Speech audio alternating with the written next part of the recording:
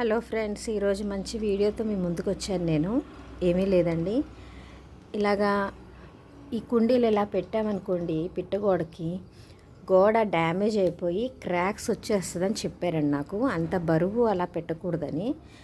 So నేను అప్పుడు ఏం చేశానంటే ఇలాంటి దిమ్మలు కట్టించుకున్నానండి. ఈ దిమ్మలు కూడా ఎందుకంటే బియ్యం ఉంటుంది కదండి, ఆ ప్లేస్లోనే దిమ్మలు కట్టించాను నేను.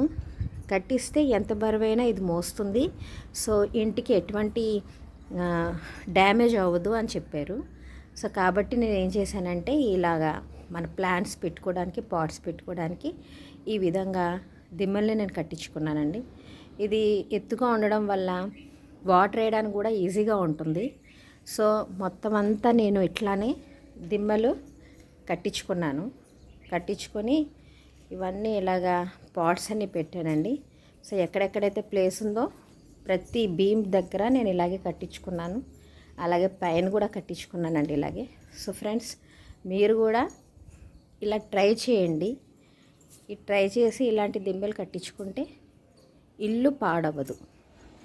ఇలాగా మొక్కలు కనుక సపోజ్ ఇలా పెట్టకూడదు కనుక మనం పెడితే ఇలాంటి క్రాక్స్ వచ్చి వంగిపోయి డ్యామేజ్ అయిపోతుందని చెప్పారండి. సో దీనికోసం నేను ఇలాంటిది ఒక ప్లాట్ఫామ్ని ప్రిపేర్ చేసుకున్నాను అనమాట. సో ఇది మీ అందరికీ యూజ్ అవుతుందని నేను ఈ వీడియో తీస్తున్నాను. Thank you so much.